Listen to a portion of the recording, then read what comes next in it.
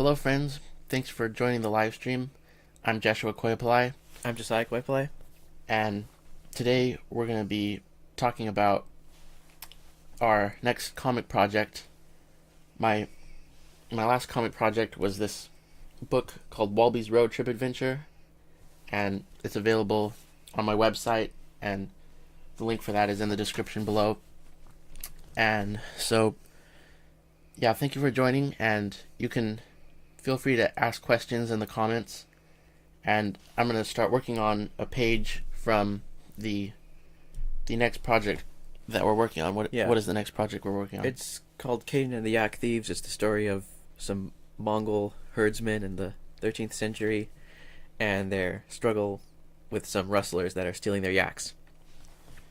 Okay, so I'm going to go over to showing my drawing program, and I have my pen tablet that I'm working on, where I'm working on inking this page. So I'm going to start working on that.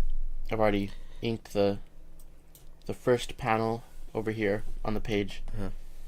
And so while I start getting to work on that, we can talk about the project. So Yeah. So, should we talk about we can this page, talk about or- the time period that so this it takes place in the Middle Ages, the High Middle Ages, the 13th century. Mhm. Sort of the time of... I have a little thing here. Let me see if I can get it.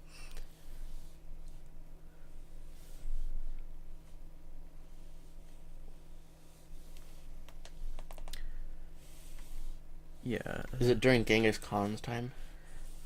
It's in this particular story. It actually doesn't take place in Genghis Khan's time. Genghis Khan wouldn't be in power. He would have died already.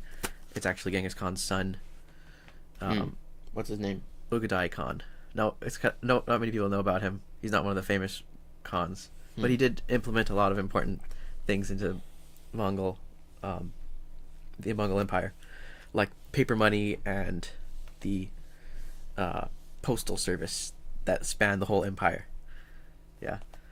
So the time period that this story takes place is, it's the time of the Gothic architecture, medieval castles, the Crusades. That's all happening in Western Europe, but in the East, it's quite different. You have the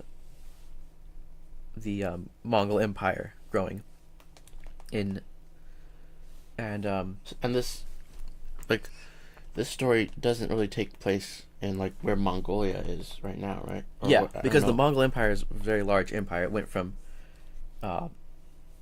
Ukraine in the west, modern day Ukraine, all the way to the Korean Peninsula. So it also included, in the north, it also included some of Siberia, and that's where this story is taking place, in Siberia. It's very cold there. Questions or comments yet? Yeah, let's see.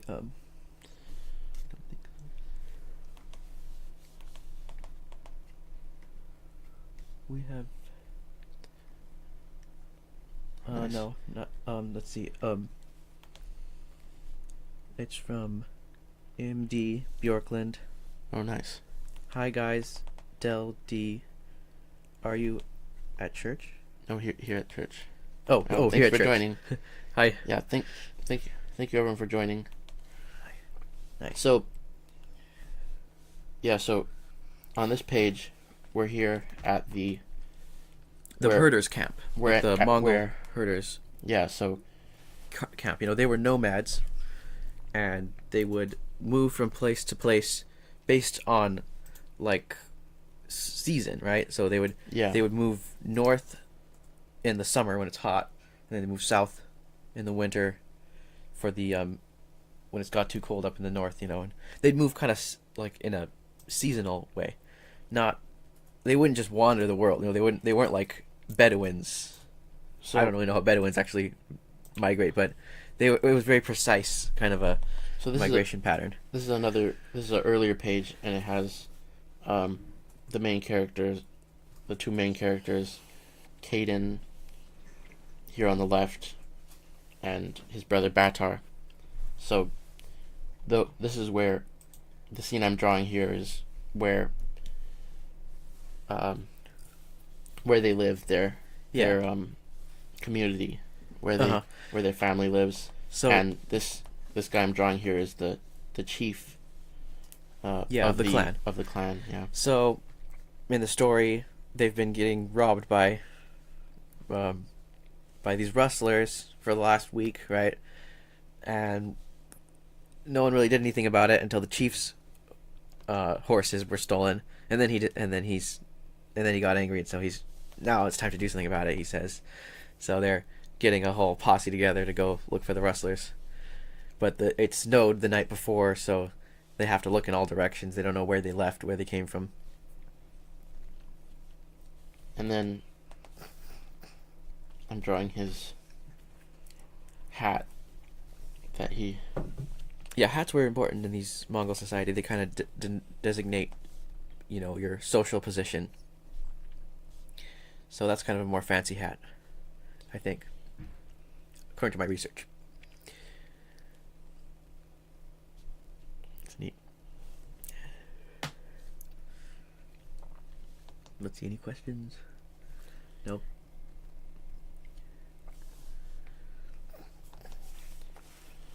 So let's see. I wrote some stuff I could. How about?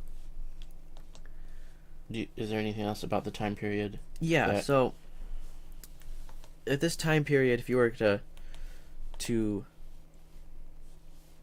go to Central Asia, East Asia, you would find many different nomadic cultures. What does that mean?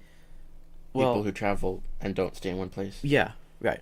They weren't all really related. They weren't closely related, actually. They were actually vastly different cultures. You have actually throughout all of history, there's been these kind of nomadic cultures. There's like the Huns, right? The Scythians, Mongols.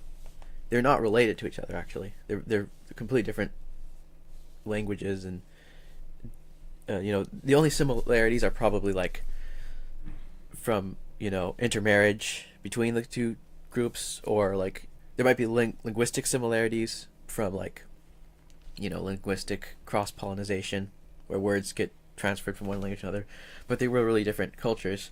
But they did all have some things in common, this kind of nomadic lifestyle and raising large herds of animals.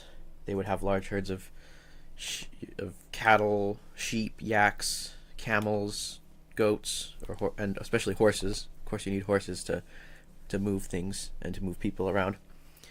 And also this nomadic kind of lifestyle where they would travel for pasture land for their animals is a very important part of it. And also living in yurts, like this yurt, like this in this picture, right? Yeah, this is a tent that they lived in. Right.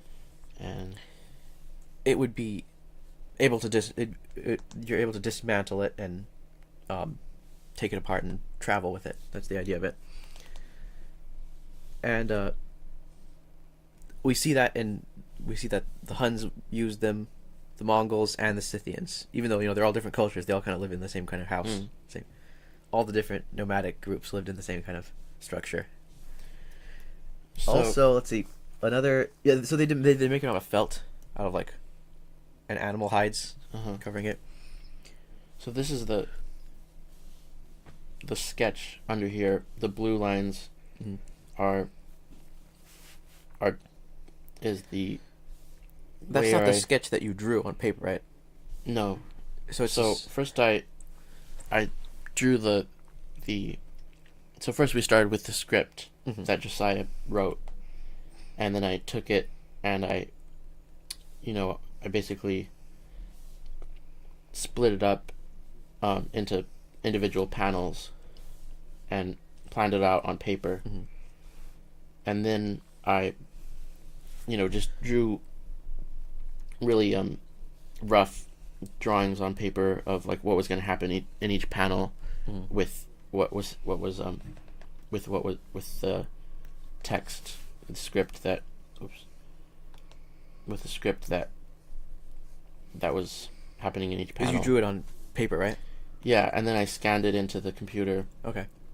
and then after that I just kind of adjusted stuff with the, and then did the sketch over it to refine it a little bit, and that's the blue lines that's under this, and I turned the opacity down so it's really light so that I can see what I'm inking over. And I'm not really inking, it's digital, but it's the, if I was doing it traditionally, this would be the inking stage, because so what I'm drawing now are the lines that will be in the final page in the book. All I have to do is color them, right? Yeah, so after this is the coloring stage where I will color. Yeah. Let's see. So if anyone has any questions, they can feel free to ask them now. And thank you for watching. I like the clothes. The Mongol jacket is called a deal. Is the word. And it kind of buttons on the shoulder here. They also, it's like a coat to keep them warm, primarily. It's the main kind of clothes they wear. And then they kind of, you might see a belt or a sash like that, a fabric sash, or a belt with a big cowboy belt buckle. So, if you'd like to see some of this story, we already released an excerpt of the comic on our website, and the link is WalbyComics.com in the description below. So yeah, if you go there, you'll see a panel right at the top that shows you how to get to the comic excerpt of this comic. Yeah. So it's like, how many pages is it? 11 pages? It's about 11 pages, I think. Yeah. It's kind of the introduction of the story, the first act.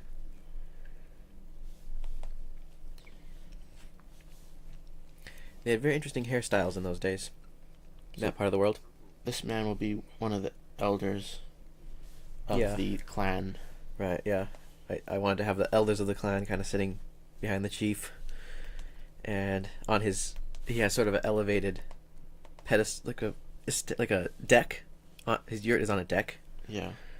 I've seen that sometimes. I don't know if they really would do that, but I just thought that would be neat. You could have something to stand on. I think they must have. Yeah. I mean, the Khan had a yurt, a deck. I think I saw some old pictures of like drawings that had that. So yeah, that's true, because I know they did have a large wooden platform. I don't know how if they would dismantle it or it would just be a permanent thing. Yeah. I know the Khan would actually have a platform with wheels, and the yurt would be on that, and he would never take it. He would never take the yurt down. So the Khan didn't travel, like he wasn't a nomadic. Oh, he did too. He would travel as well, but he would travel between these kind of like rest stops, basically. I see. They would be like nice. They'd be permanent areas that were set up, and they kind of rely on trade, on people coming in for supplies and stuff. Because they didn't really have a lot of permanent settlements. They're smaller settlements, places for the Khan to stay. It was similar to how it was in medieval times. Kings would actually travel and stay with other nobles in Europe. They wouldn't just live in their castle permanently. They go and travel around the kingdom. It's kind of like that, although it was a much larger range, because it's just miles and miles of grass and just endless steppe, so. And then we have some of our main characters down here at the bottom of the page. Kaden over here, and Ublek, and Tashi. They're Tibetan Mastiff, and they're very tired out from not getting any sleep last night. Because of the fiasco in the page before that you'll know about if you read the excerpt. Yeah, so if you don't know what went on before this, you should read the excerpt on the website. So So when you color this, are you gonna what page are you gonna use to like, when you're coloring those 2 pages of the army camp, Yeah. you kind of use the colors, to go to the next page. You use the colors from the thing before. Well- What is this kind of a whole new scene? Is there colors? Yeah, it is. So that you're gonna Kind kind of of- have to make up the colors here, right?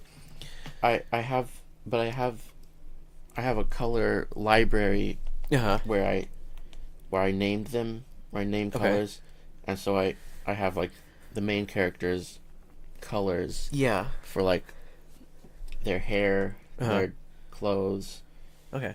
and so I'll just use those things for the main characters. This is a would this be This a is the golden eagle? Yeah. So this is the first scene of the herders, community Mm-hmm. when it's after it snowed, right? Yeah. I think. Yeah, because it started snowing on the page before, on the night time scene. They're all in kind of their warm clothes, their winter kind of Mm-hmm. gear. Got the fur lined hats and stuff. Yeah. So Those long you beards. They're neat. you wrote this story, and it's like the first part of the main character Caden's story. Uh huh. He kind of has a simple beginning, Yeah. and he Yeah, these He these goes herders, on they have to- a real simple lifestyle, it's not very sophisticated. and actually the Mongol culture is still really simple. Yeah. I mean, You could see a scene like this today if you went to Mongolia. Maybe there'll be a few motorcycles kind of scattered around and sunglasses and modern. Coca-Cola. Yeah, but it's pretty much the same. They still wear their traditional clothes, the hats and their traditions of horse riding and falconing, raising eagles. Like the chief here has an eagle, and they like to hunt with eagles. They hunt large animals like foxes, even. Well, not so large, but that's why you raise eagles. They're for hunting. And they still practice those traditions today in Mongolia. They still raise yaks and do And living in yurts too. Yeah. A third of Mongolia is nomadic still today. wow. I know, it's crazy. The numbers actually went up in the modern times because of the fall of Really? the Soviet Why? Union. I see. After the fall of the Soviet Union, there wasn't so much access to like modern stuff, and they just went back to raising cattle, nomadic way. Wow. So the thing is, this is their kind of simple beginning, but Right. they do go on to other things after this story. Yeah. But how did you weren't originally going to make this into a comic, right? No, we weren't even gonna make it into a comic. We said let's make some little short things. Remember, like Yeah. that show there. Just a few little short pages, a little no, short. I'm saying like Yeah. See, I- because no, but what I'm saying is like for your whole Yeah. story. right. So I have a story planned after this, like the first Mm-hmm. the canon story, or this is canon, but I mean the story that I actually came up first that inspired the Caden story. But then, if I went into that, there's not much context. He needs an introduction. The character needs an introduction. Yeah, I think that's You said that, right? that's something that's really important about storytelling Uh-huh. is to really get your reader to really fall in love with your character. That's so important because Mhm.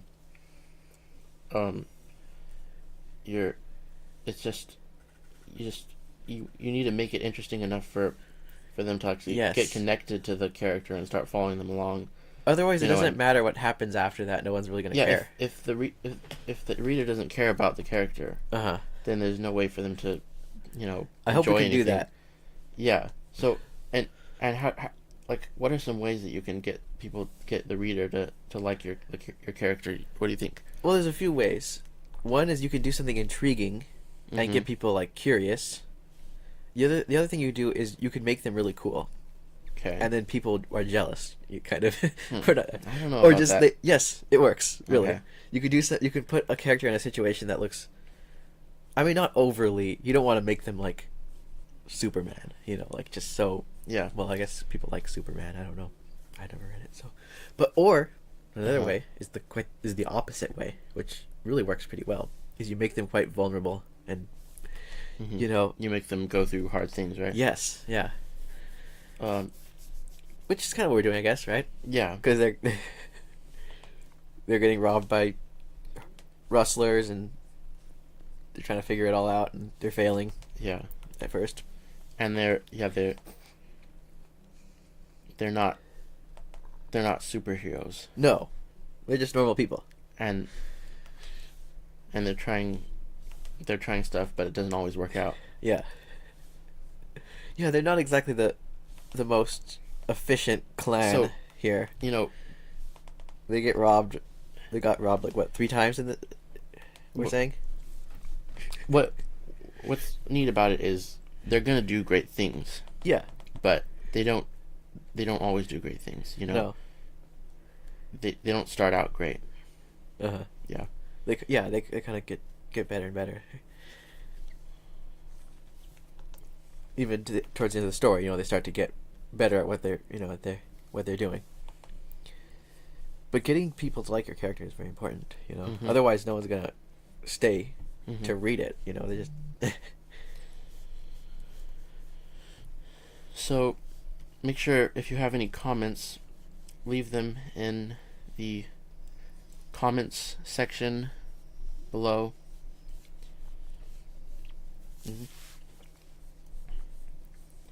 If you have any questions about the story, the writing process, or the art process. Yeah. Let's see. What? So yeah, but we decided to make it into a comic. Yeah. So Your story, right.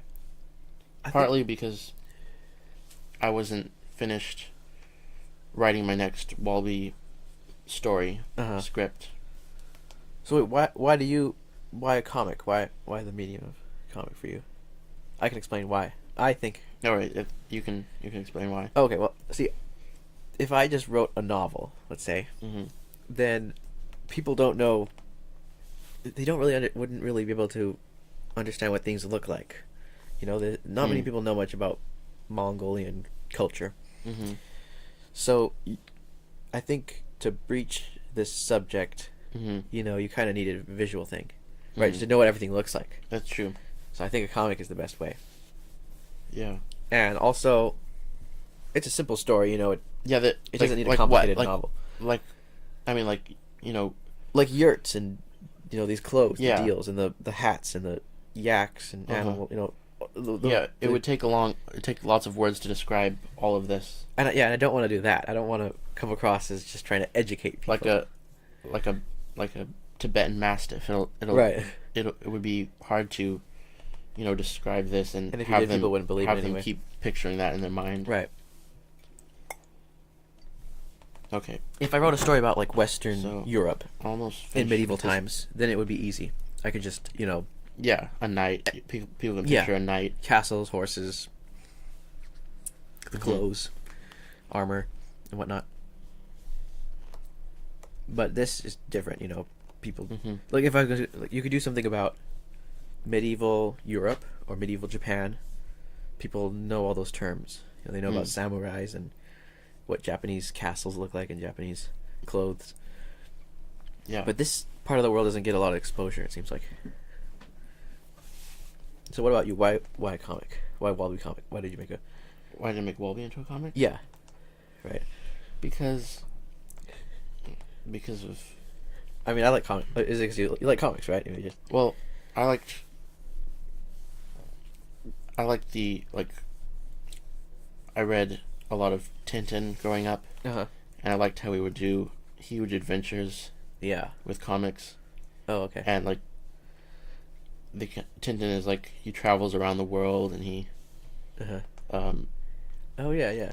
that's what that you can do that with a comic. It's like making a movie or something. Uh-huh. And that's what I like about comics is it's like making a movie, but you can control all the parts of it from Uh-huh. the writing to Oh yeah, yeah. how it looks, Yeah, it is. If you were Yeah, it's the most comparable thing to movie making, right? Like if you want to learn how to Yeah. make a good comic, you kind of want to learn things about movie making yeah, and movie writing. Like for me, I watch a lot of stuff about movie writing, like because how to write scripts for a movie. uh, if I was like a making a an animation of it, Uh-huh. That'd be good. it would be good, but this is a more like plausible way Yeah. to do it, because when if you were an animator in a movie, Uh-huh. you would be doing a small part of the big thing that's happening. Oh, You- yeah. you- Uh-huh. your fingerprints in it would be kind of small. Because there'd be voice acting, and there'd be Mhm. even the animator.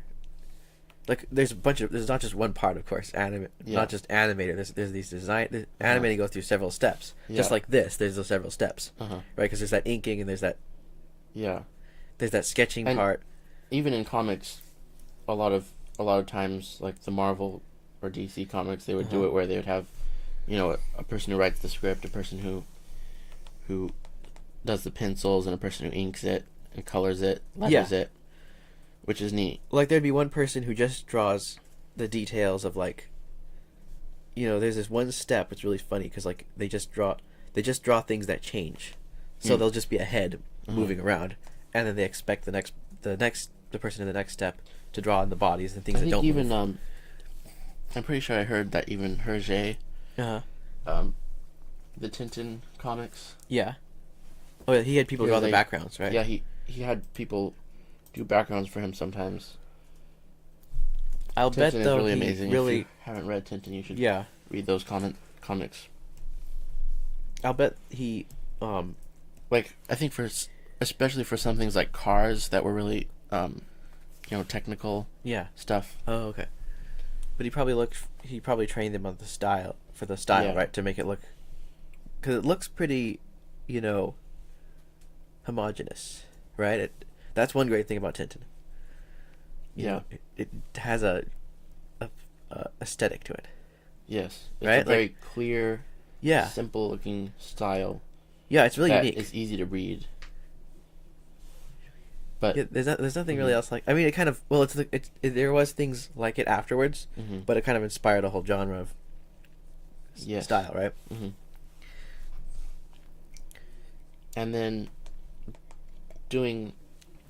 It's pretty timeless too. Like doing this, then we decided to do it yeah, digitally. yeah, right. We're And doing it on the computer because Uh-huh. it makes the process a little bit faster. Instead of inking it by hand, mhm. this way I can, if I make any big mistakes, you can fix it more easily. Okay. So now I'm going to go on to the next panel, which is a close-up of the chief, and he's feeding his golden eagle. Yeah. He's feeding him a strip of jerky, right? Yeah. What is that? What is it called? Borts. That's the Mongolian word for jerky. Well, it's not really jerky though, because it's What not is it? smoked. It's just dried meat. Just you take meat and Okay. you throw it onto the well, you hang it up in the yurt for a while, Uh-huh. in the rafters kind of, and then you just put it all in a tray and then throw it on the roof of the yurt for a while and Wow. it dries. Nowadays, you see different ways of making it. Mm-hmm. Like I saw one person, they have this old Soviet bus parked out. It doesn't work anymore, but they use it kind of as a cooler because it's super cold there in the winter, and they just hang a bunch of meat on it inside it like a cooler. Well, to keep the bugs from getting into it. Yeah, so it's just dried meat, just super dry meat, Wow. and it was like the food that it's the military food too. The army would use it, and these herdsmen kind of people. Okay. I don't know if eagles would eat it. Actually, they probably wouldn't eat it, to be honest. But But really? Okay. well, they probably would. I mean, they can't be picky. But what you would actually do is you'd pound it up, just into powder, and then put it in tea. In tea? Yes. Tea. Sounds Yeah. disgusting. Well, But it's good for you. I can't. I think. They say. Well, tea was kind of different back in Mongolia. You know, it's Yeah. you just get a bunch of milk and you put like a couple of tea bags in it and some butter and flour and some meat Uh-huh. and lamb fat and some salt. Wow. Sometimes it seems like they just forget to put the tea. They just have all the other things. I don't know how they call it. Why they call it tea? It's more like milk and butter. Hmm. So, what was I gonna say about this drawing? The style, right? So like, Yeah. it's different than the Walby style, right? Yeah. Like it's a little more realistic, right? I'd It's say. a little bit more. I had to do a little bit more study about like how to draw people, Uh-huh. because if you see Walby, he's this character that he looks like, he's a very Yeah. cartoony character. He just looks like this, and he has a big nose, and he's a lot faster to draw, Mm-hmm. and And also, his expressions aren't contained by his physical skeleton. yeah. You know what I'm saying? I mean, Like his eyes can bulge out and things like that, right? Is that yeah. kind of thing? I didn't really, have to learn. Anatomy. Yeah. Right. So, for this comic, since it's more realistic, one thing is I had to learn more about how to draw people, Uh-huh. and then another thing is the process for drawing each person takes a little bit more time Okay. than Walby. So, Oh yeah. There's a lot more things to draw too, like horses and yeah. So, yaks, mhm. Tibetan mastiffs, eagles. But you're gonna try to up me with more animals in Africa, right? When Wally Yeah. goes to Africa, which do Yeah. people know about that yet? Even I don't think so. okay. Well, so what do we? Any questions, anyone? Let's see. No. Any comments? Do you have any? Yeah, does anyone have any comments to? So do you have anything to talk about next? Oh, okay. Let's see. Well, I was talking about the nomadic people, their lifestyle. Let me see here. Yeah, so we talked about the yurts and also the diet. So we were talking about the meat, right? They ate meat. They just primarily lived off of. This goes for not just the Mongols, also the Huns and all the other kind of nomadic peoples throughout history. We're talking about like thousands of years ago Yeah. to modern history. Uh-huh. Or semi-modern history. I mean, early modern history. They live primarily on meat, on their animals. The meat and the dairy products. Milk and butter and cheese and stuff. Mm-hmm. And they were also enjoyed hunting. They're very good at hunting. Seems like, because they would rely on hunting for to. And they grill a lot. Yeah. Yeah, because they didn't really have stone ovens, right? So they have to do a lot of cooking over fires. Yeah, and also, I talked about cheese. They didn't have like fancy cheese, like fermented French cheese, because that requires having a cellar. It would be made out of like yak's milk, or did Yeah, they have yak's cows? milk. They had cows. Do have cows. I see. They did have cows, and I mean every animal they had, they would milk it. I mean basically camel milk, horse milk. Wow. Yeah, and they're also good at horseback riding. You have to be good at horseback riding to be a nomad. And archery and horseback riding in tandem. So they were basically like cowboys. You have to be a good Oh yeah, horse Yeah. rider to be a cowboy. basically all the skills of a cowboy. Men and women learn how to ride on horseback. And children. Yes, from like the age of 3 to 4, at least with the Mongols. Really. Yeah, and they would also learn to make all the kit, all their gear.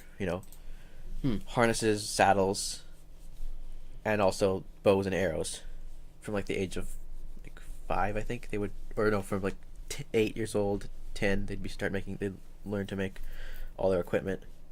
Wow. Probably even clothes too, or at least learn how to fix clothes.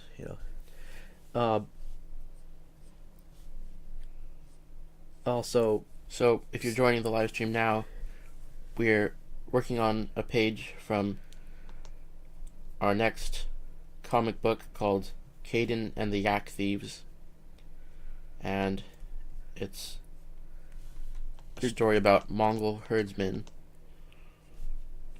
and I'm working on inking this page. I just finished the panel up here, and I'm working on the next panel, inking over the sketch. So let's see, what other, we had some topics to talk about. yeah. So what about your influences for art? Where do you get your? Yeah, so That's a good question. I like, so definitely Hergé. Well, yeah, Hergé, really got me excited about making comics, the Tintin comics, when I was little. And there are some artists now that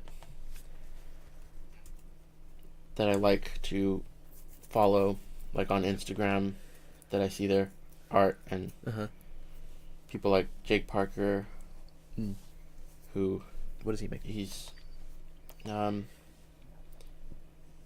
he does cool drawings. He's best known for starting Inktober, the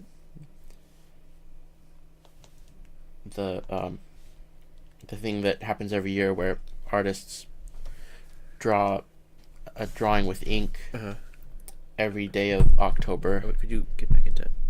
I think I got out of the live stream viewing it. But while you do that, could you get back into this? Let me see. But does he make? What does he make? What is he like? In terms of what is he? I don't think I've. Yeah. I mostly I like seeing his like drawings that he does. He does fan art and stuff sometimes, and he also makes. He draws different things like robots and stuff. And also, Derek Loffman is an artist that I like seeing his artwork, and he did a He's one that draws that medieval comic, right? With it's kind of I mostly like to look at his artwork because we don't have any of his. I don't have any of his books, but yeah, I just like to see his style. Yeah. So yeah. What about comics recently that you read actually? Let's see. I also like these comics. Asterix. Let me see here. Yeah, Asterix and Obelix. I really like the style of the drawings. Let me find an example. Oh yeah, Asterix is very well drawn. So it has these really amazing scenes. I don't know if you can see it very clearly, but yeah, I really like the art of Asterix. The artist is really how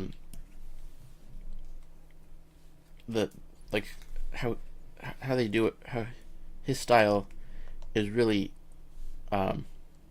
it's like those caricature things that people do where they make they exaggerate like proportions, like the nose. Oh yeah. And stuff. Because when they really draw themselves, when they draw themselves into the comic, you can see they're very caricatured.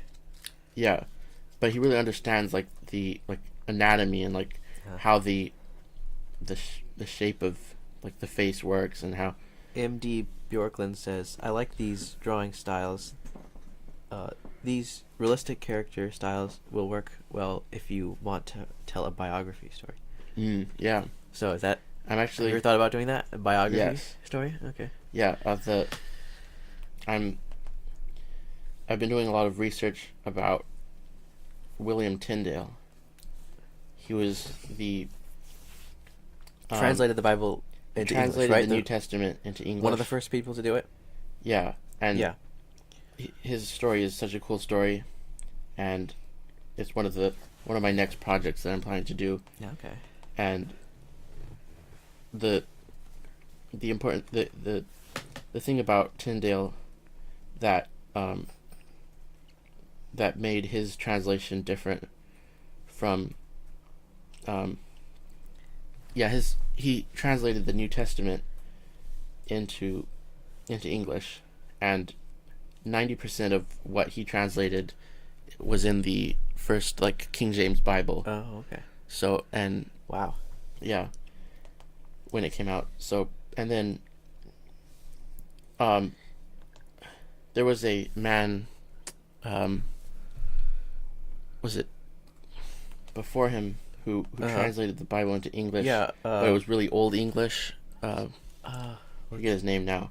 But the different oh, man, a big difference yeah. was that during Tyndale's time, the first printing press was made Oh, okay. in Germany, Yeah.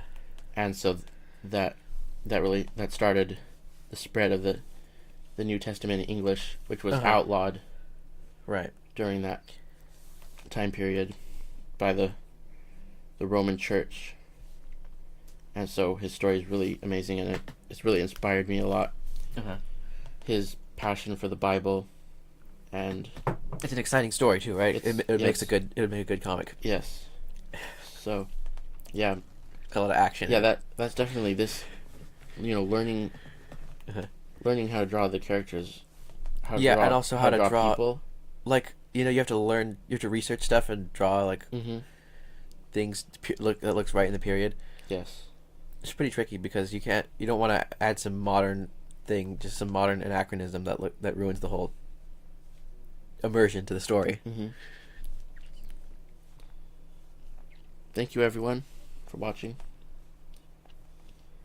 So, okay, I'll just try to get this. Oh, then you're gonna color?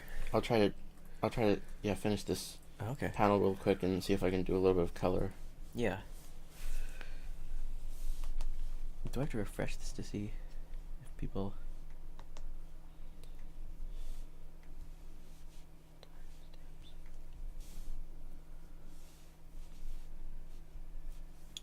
So... I missed this comment came in like 10 minutes ago. It says, it's Chelsea Svinson. These drawings are amazing, Joshua. Oh, thank you.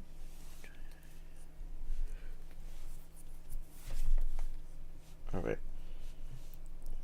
So this is a old Mongolian elder, right? Yeah. In the clan.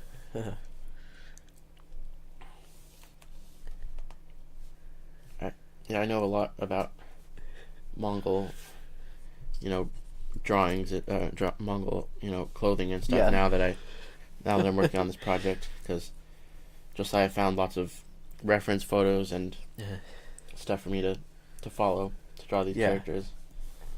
I've tried to make it historically accurate as possible, like not add in anachronisms and things that ruin the story, which is difficult because at the same time I do want it to, look like contemporary Mongolian culture, not just ancient.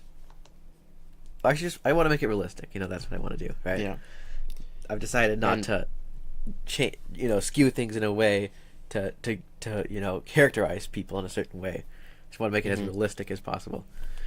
Okay, so I think I'm done with these pages. So, done with these panels, and I'll just start coloring this panel, I think. So, what's the first thing you do? You put on like some background, right, of the main color. What is that going to be like? Let's see. I need to move this into. It's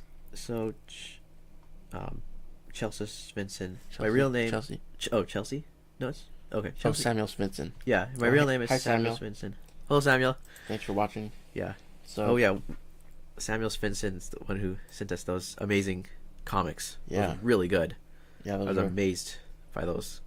yes. And the Bugman character's really cool character. You tried to draw him, right? But Yeah. sent him a picture of it. Didn't quite. I mean, I like his character had. Yeah. It's really I love like his eyes, those big black eyes. It looks really cool. Hmm. And the comics are so funny. I mean, he's a real professional. Yeah. So much expression in the characters. Yeah. So. Yeah. So You're welcome, Samuel. He said thank you. Yeah, Joshua told me, that someone sent him a comic page, and I looked and he showed it to me. I was like, wow, this is amazing. yeah. I was pretty surprised. So one thing that the page before this is this page in the whoops. Yeah, that's the page in the army camp, but that's like evening, right? It's kind of Well, sunset. So Oh it's no, gonna look pretty that's different. not actually the page before it. Yeah, But I just want to show a page. yeah. Well, what is So it? this is another place. This happens the night before. But Right. yeah, this is a page that the has. Mongol army. Sorry for everything moving around. Uh-huh. But so yeah, this was a Yes. fun page to draw. It has the this big Mongol army, and it's at the army camp. And so I looked at lots of reference photos for drawing all these uniforms. And the army was so this was You're pointing out that they don't wear like uniforms, right? They just wear. yeah, they don't all wear the same. Yeah, uniforms are a more modern invention. They came around in the Ottoman Empire when the Janissaries had a uniform, Uh-huh. and they invented kind of modern warfare with, like pitched battles with. Yeah. But before that, people just kind of wore whatever they had, Huh. what they could afford, I see. and that's how the Mongol army kind of functioned. Just sort of a come as you are army, they say. So You just wear whatever kind of so clothes you now have. I have the Although the Roman army, I guess they had kind of designated uniforms. They had, I think in terms of the armor, they had like mass-produced armor, but with the clothes, they might have just wore normal clothes. so I don't know if your screen is big enough to see the I think. the tab over here on the right here that Uh-huh. it shows all these layers that I have. There are probably some extra layers that I created accidentally, but Oh yeah. what I'm trying to You don't really worry. what I'm trying to say is we don't make it super organized, right? You don't like over. Yeah, I sometimes have to go through and organize it better. Oh yeah. Okay. But over here, where the one that's highlighted in blue Uh-huh. is the one that I have my ink lines on, and so under that layer, I'm gonna make a new layer, Uh-huh. and that's what I'm gonna do my color on. Oh, I so, see. and I'm Yeah. just coloring all my. Oh, there's not and multiple then- color layers. Well, sometimes I do, Okay. but to keep it simple, I Well, there Try should to be use- one base layer, right? There's there, that one. yeah, there is, yeah. Yeah. Okay. I don't need So, multiple. I've colored some another thing pages, so I know. that another thing all you need is I that- do is I select the layer that has my lines on it, Uh-huh. and I press this little symbol that says it looks like a lighthouse. Uh-huh. And it says set as reference layer, and that makes it so that when I go to a new layer underneath it, and I use my bucket tool to fill something in, it stays where it uses that layer as a guide. So if I didn't have that Okay. set as reference layer, and then I did this, it would just fill up the whole screen with red Oh, okay. or whatever color I'm using. So anyways, I go to the layer with the ink, and then I put the lighthouse Uh-huh. setting on it, and then it Oh, so makes so he's gonna have a red. deal. I haven't decided what Yeah, color. that might be good. I don't think we have someone with a red. I don't think we have a man with a red deal, right? Yeah. Well, the girl has the red Let me deal. look at some pictures of an eagle, the golden eagle. It has kinda kind of tricky a because brownish color. It's got brown and orange. then golden sprouting out of it, Mm-hmm. in a way. So I'll start by coloring the eagle, I think. Okay. Yeah. So let me start coloring this eagle. Are you gonna color the whole thing brown and then draw the feathers sprouting out of it, or what are you gonna do? Yeah. I think they also had falcons too, Mm-hmm. not just eagles. Like, falconing was pretty common sport in Europe in the medieval times and all over the world, I guess. Uh-huh. It was for the rich people would. Well, I mean, there'd be falconers too, people who live. But the thing is, falconing is a pretty expensive sport, because if you don't feed the falcon, then it's gonna die, right? So you have to be able to hunt with it every day. And falcons this is a falcon, or is it? Well, it's an eagle. It's an eagle. But see how big it is. Like, I mean, that they're really big. Like, if they yeah. spread their wings out, they're huge. Yeah.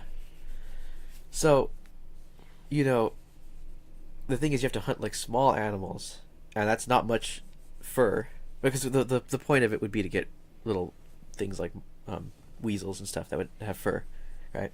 Mm-hmm. And so it's pretty, it's not very profitable, Yeah.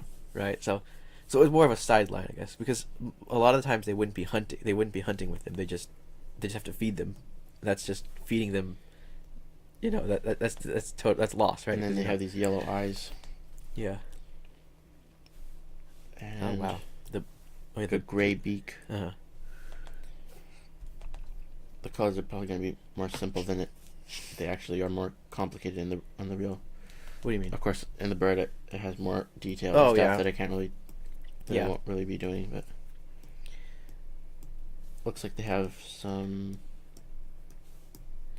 I was saying we should put a hood over it on that part, but Josh was saying no one's gonna even know what that is, right? Well, yeah. They usually had a hood on the bird, because the way it worked was if their eyes are open, they're looking around and looking for something to hunt. But I guess if it's just perched there, tied up, it knows it's not going to be hunting. Yeah. Also, I was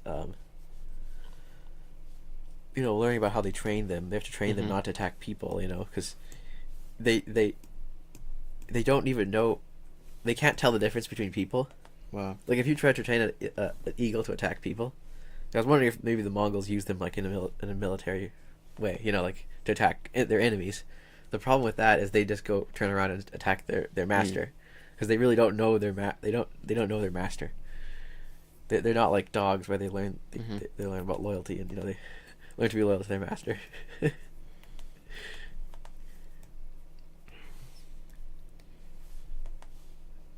So, one thing about coloring is, I think I made the color of the bird a little bit too saturated. What does that mean? I made it looks too, well, saturated means like, I'll show you. So it's pretty easy to explain what saturated means. Okay. Like the color, this is a very saturated blue. Okay. And this is well, okay, let me try again. So this is a saturated blue. Right. Over here on the scale, it shows the level of saturation. A color over here on this side is really saturated, and as you go, it gets less, less saturated. It gets more a more neutral color, more gray, less bright. So Samuel Svensson said, you could try blindfolding the eagle. Yeah, so they would put a blindfold on the eagle because their eyes are so sharp. Mm-hmm. They'll just be, they'll see like a squirrel moving in a tree like a miles away. Yeah, and they'll just dart at it. So what you have to do is you have to like bring them to the thing you want to hunt, point them in the right direction, pull the hood off, and then they'll just dart towards the thing. Same thing with cheetahs too. They train cheetahs that way. They have to have a hood on it. Yeah, I turned down the saturation on the eagle because I think it looked a little bit too saturated, and sometimes if you like, especially for this comic, I'm trying to keep the colors more realistic. Uh-huh. So I'm doing less saturated colors. Yeah. Though, it seems like a lot of medieval media, movies and comics and stuff, they show everything so dismal and dark. Like, everyone's clothes are just these drab, I'm still doing brown that. and I'm gray colors, right? Yeah, I'm still doing like a variation, or like a good. I'm still keeping it bright. Yeah. I'm not doing. Because that just wasn't true. They didn't wear just such dingy clothes. So, let's see. We're getting close to the end of the live stream. So,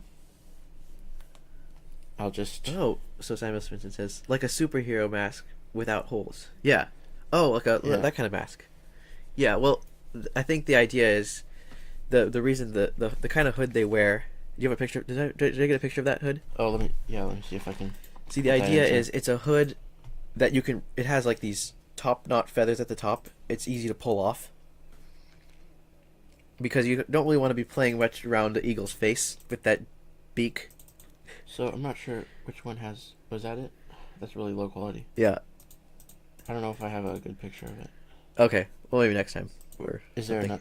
I don't know if I got one. Okay. To be honest. But. Yeah. Or it's yeah. So falconing. The word is falconing, right? That's kind of the whether it's eagles or Really? falcons or hawks. Okay. It's the sport. It's called falconing. Yeah, you could, if you look at medieval art, you'll see a lot of depictions of it. It was popular among the nobles. You'll see you can see the hood that they wear. They still do it today. They still have falconing. Wow. Yeah. So we didn't get to do much coloring today, but so we inked you're gonna 2 panels. Uh-huh. So I think we'll. I wonder what's more fun stop to now. watch. The Yeah, if we, next time maybe you'll have more coloring, coloring page, right? We'll be on different parts of the process. Yeah. In future live streams. So yeah. Let's see. So thank you for joining the live stream. I hope you enjoyed it.